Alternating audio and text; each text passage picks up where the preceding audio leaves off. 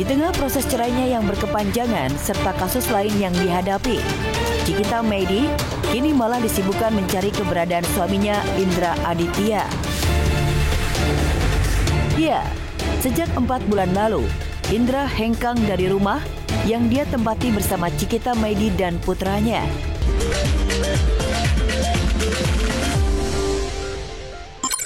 Perlu dipahami bahwa mahar tersebut dia curi.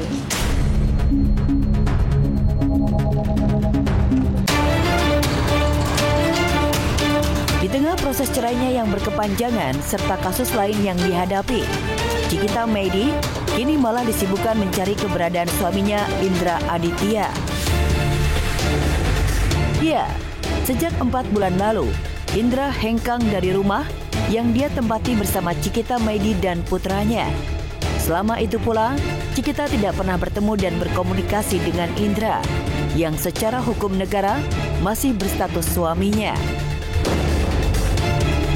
Keluarga saya emosi, karena kan kami nanya, Indra ada di mana? Mereka diam aja. Kita tidak tahu, tapi KTP tergugat ada di dia. Berarti kan tandanya masih berhubungan. Jadi ya lawyer juga menutupi Indra di mana. Betul, karena dia udah memberikan sepenuhnya ke kita. Indra sendiri secara fisik sehat ya. Mencari keberadaan Indra jadi PR baru bagi Cikita Meidi. Bukan tanpa sebab, penyanyi dan pesinetron bernama asli Cika Cecilia Oktaviani ini ingin bertemu dan berkomunikasi dengan pria yang menikahinya 7 tahun lalu. Ada beberapa masalah yang harus diselesaikan secara tatap muka agar tidak menjadi sengketa atau konflik baru di antara mereka.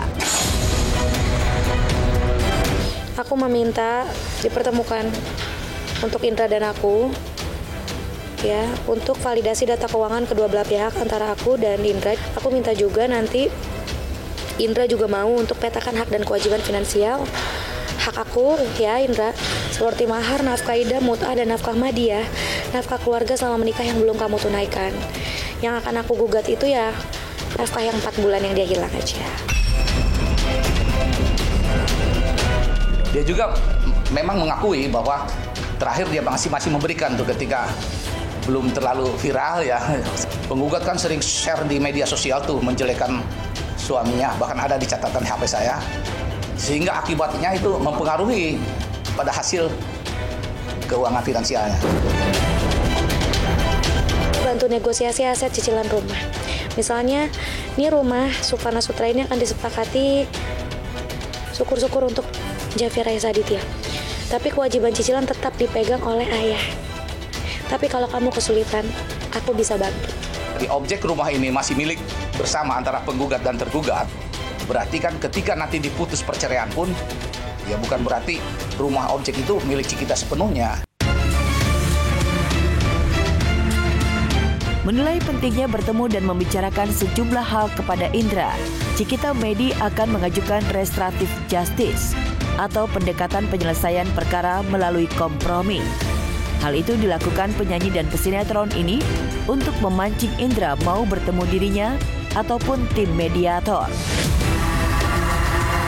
Aku mau bikin surat restoratif justice saja supaya bisa bertemu dengan Indra. Mediasi maunya apa?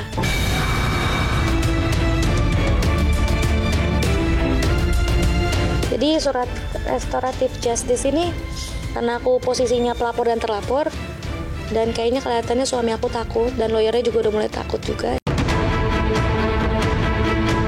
Konflik rumah tangga Cikita Meidi dan Indra Aditya semakin kompleks. Berawal dari adanya tudingan selingkuh dan menggelapkan harta yang ditujukan kepada Indra, Cikita Meidi melayangkan gugatan cerai ke Pengadilan Agama Tiga Raksa Tangerang. Di gugat cerai Cikita, Indra melakukan serangan balik dengan mengajukan pengembalian mahar pernikahan, uang muka, serta uang cicilan rumah yang kini ditempati Cikita dan putranya. Dia tahu kok. Aku tahu dia selingkuh, jadi mungkin dia lebih nggak enak hati. Dia tahu dia salah. Perlu dipahami bahwa mahar tersebut dia curi.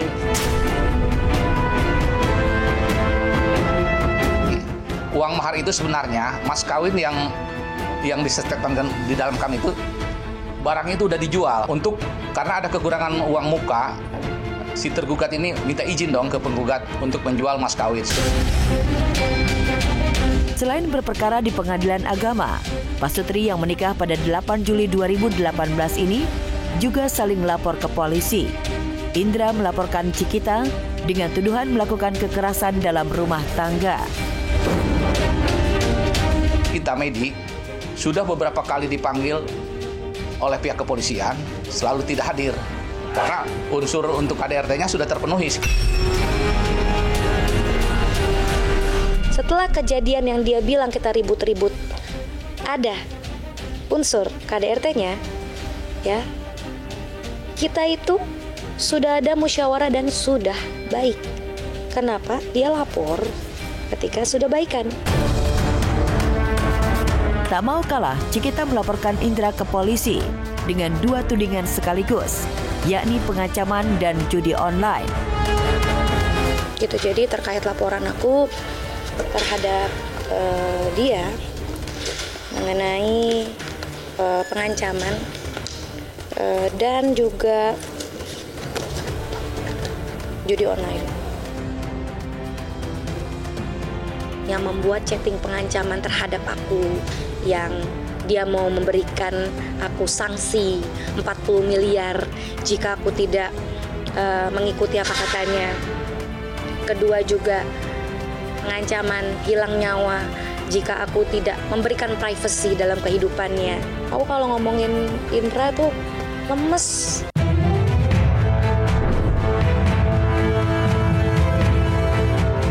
Jika Cikita Medi yang sudah lelah menghadapi konflik rumah tangganya, tidak demikian halnya dengan Giovanni Surya Saputra alias DJ Panda.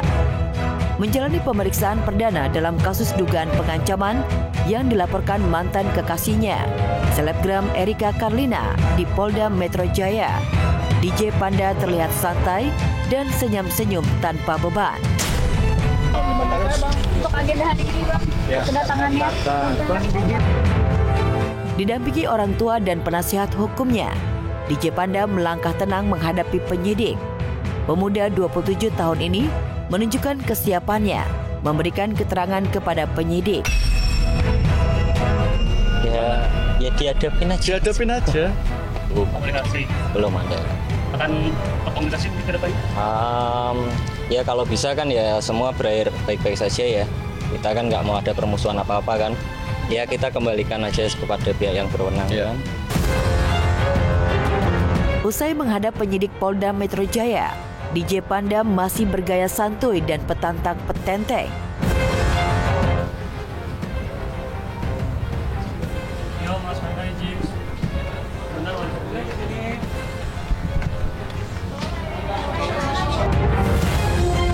Namun ketika disodori pertanyaan oleh awak media, DJ Panda tak banyak bicara dan menyerahkan kepada penasihat hukumnya.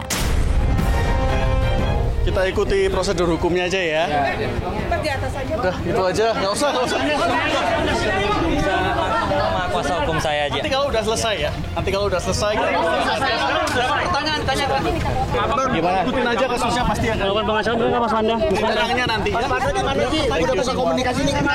Pertanyaan, Bang.